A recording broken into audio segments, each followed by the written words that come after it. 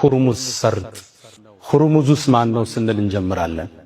ይህ ሰርጥ የዓለማችን ነዳጅ 25% በዚህ ሰርጥ ውስጥ ያልፋል። የዚህ ሰርጥ መታወቅ በርካታ ነገሮችን ዓለም ላይ ይቀይራል። ይሄው አገራችን ላይ እንኳን ጥላው መጥቶ የነዳጅ ሰልፉ ለጉድ ነው። ይሄ ጉዳይ ወር ሲቀጥል አገራችን ዓለማችን ምን ይመስላል ሚለው አስጊና አሳሳቢ ያድርጎታል።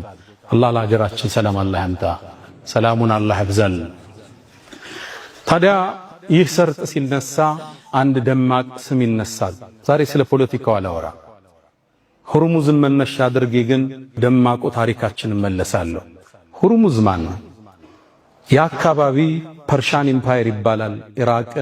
ኢራንን የያዘው ቦታ የፐርሺያኖች ስርወ መንግስት፣ የፋርሶች ስርወ መንግስት ደማቅ ግዛት ሀያል ነገስታት ነበሩ። ታዲያ ከነሱ ነገስታቶች ውስጥ አንድ ታዋቂ ጀነራል አለ። ማንም አይበግረው፣ ተራራም ቢፈልግ ሰንጥቆ መሄድ የሚችል ታዋቂ ጀግና ጀነራል አለ። ሁርሙዝ ይባላል። ይህ ሰርጥም የሱ መታወሻ ይሆን ዘንድ ቦታው ተሰይሞለታል።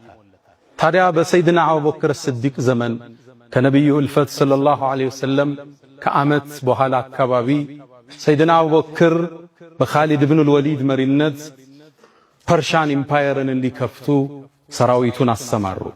ኻሊድም ይህን ጦር እየመራ ወደ ፐርሻን ኢምፓየር ሲጠጋ የፋርሶቹ ጦር ፊት ለፊት ተገናኘው። የጦሩ ጀነራል ሁርሙዝ ይባላል። ይሄ ሰርጥ የተሰየመለት። ታዲያ ፊት ለፊት ሲገናኙ ሁሉም ጦራቸውን አሰለፉ። ፍልሚያው ከመጀመሩ በፊት ማንም አይበግረው ሁርሙዝ ወደ ሜዳ ወጣና ኻሊድ የታለ ብሎ ተጣራ። ኻሊድን እንዴት አወቀው? በእርግጥ ኻሊድ 100 ጦርነቶችን አድርጎ ተሸንፎ ማያውቅ የአላህ ሰይፍ መሆኑን ዓለም ዝናውን ያውቀዋል። ኻሊድን በመግደል ታሪኩን ሊያሸበርቅ ፈለገና ኻሊድ የታል ወጦ ይፋለመኛል። ከጦሩ መሃል ያ የነብዩ ደረሳ ኻሊድ ኢብኑል ወሊድ ወጦ ተሰየመ። ከዛም ሁርሙዝም አስከተለና ጀግና ወንድ ከሆንክ ውረድና ከፈረስህ እንፋለማለሁ። ይሄ ጀግናም ኻሊድ ወረደ። ሁለቱም ፈረሳቸውን መተው ወደ ሰራዊቱ መለሱት። ሜዳው ላይ ሁለቱ ተገናኙ። የሁለት ዓለም ጀግኖች ማን ያሸንፍ ይሆን? ፋርሶቹ እርግጠኛ ናቸው እንደሚገለው ኻሊድ። ሙስሊሞቹ ደግሞ የኻሊድን ማንነት ያውቃሉ። ጦርነቱ ሀብሎ ተጀመረ። ሁለቱ ተፋለሙ። ሰራዊቱ ይመለከታል። አቧራው ጨሰ፣ ሰይፎች ተላተሙ፣ ጦሮች ተወረወሩ።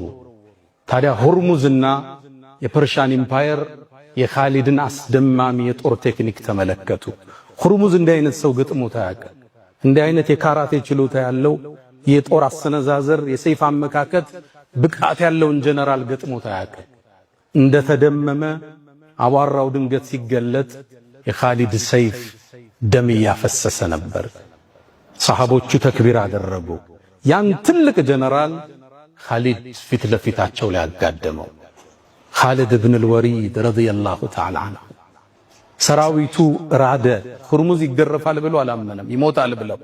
ያኔም ኻሊድ ስነልቦናቸው እንደተናደ ሲያቅ ሰራዊቱ ሙስሊሙ እንዲያጠቃ አደረገ። ትልቁን ጦርነት በድል ተወጡት። ያ ጦርነት ካዚማ ይባላል። የተላተሙበት ቦታ ካዚማ ስለሚባል አሊያም ዛቱ ሰላሲል የሰንሰለቱ ጦርነት ይባላል። ሰንሰለት የተባለበት ፐርሺያኖቹ ሰራዊቱ እንዳይሸሽ ራሳቸውን በሰንሰለት አስረው ነው የሚዋጉት። አይሸሹም፣ ግንብ ናቸው። ከሞቱ ይሞታሉ፣ ካልሆነም ያሸንፋሉ። በሰንሰለት ራሳቸውን ጠፍረው ነው የሚወጡት። ይህን ሰንሰለት ጥሰው ኻሊድ ኢብኑል ወሊድ ከሰራዊቱ ጋር ድል ያደረጉበት ታሪክ ሁርሙዝን ያስታውሰናል። የትኛውም የዓለምን ቦታ ብትገልጡ የነቢዩ ዓለይሂ ሰላቱ ወሰላም ተማሪዎችን አሻራ ታገኛላችሁ።